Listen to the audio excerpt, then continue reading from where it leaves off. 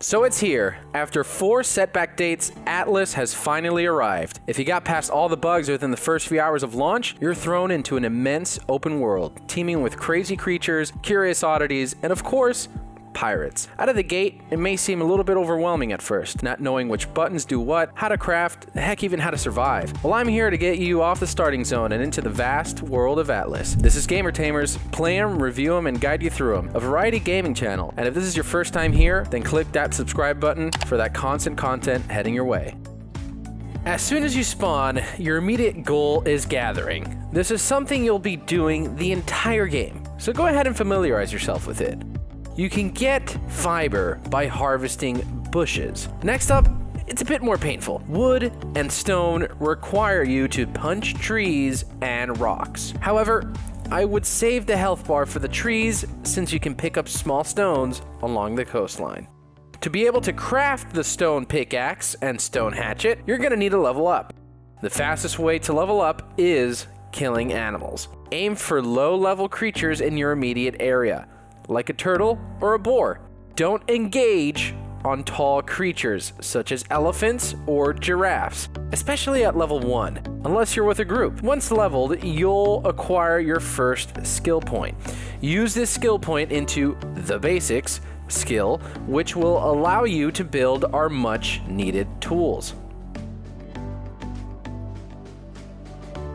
Note when you press I and hover over your craftable items, you can see what materials are needed to craft. Let's go over the basics of all materials you're going to need to get off the starting zone. Meat.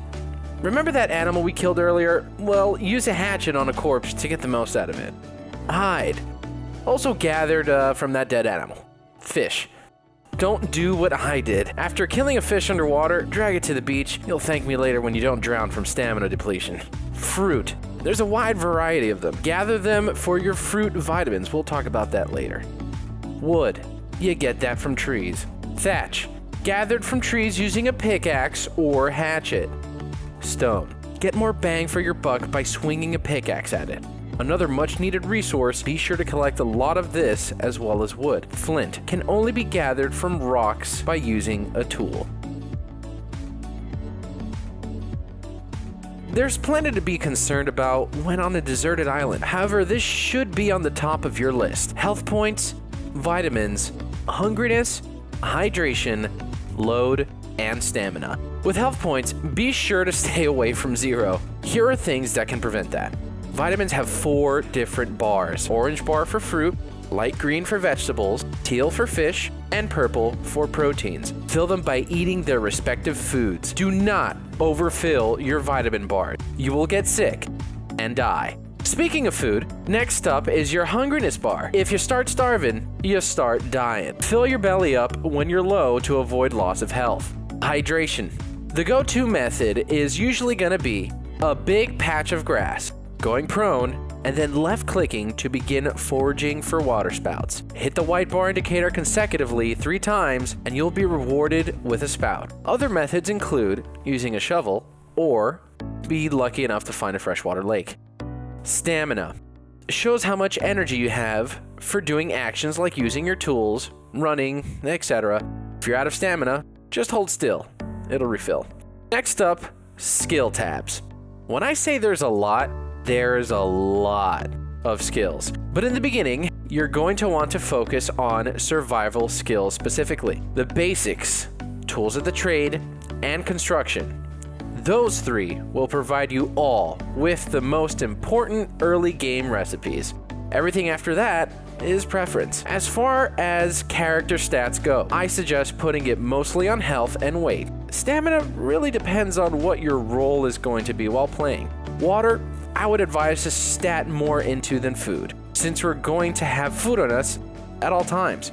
Fortitude gives you more defense. If you're really going to get into that PvP, this will be a good stat for you to invest in.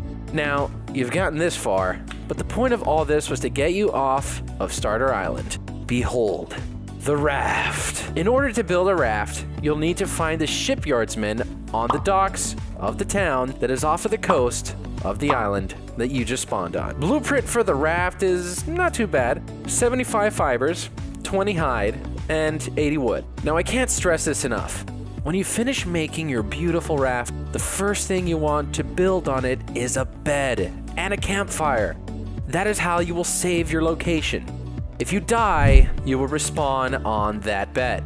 For everyone individually jumping into your ticket out of here, they should carry around at least 30 to 60 fruit, 30 to 60 vegetables, 15 to 30 fish and animal meat, at least 3 to 6 filled water skins, and be at least level 5. Also, if you want to store all those goody survival items and anything else, unlock Construction Mercantilism Discipline from your skill tree. And that's it! You did it! You're on your way to becoming a feared pirate of the seas. That's if you don't get blown up to smithereens by other ships.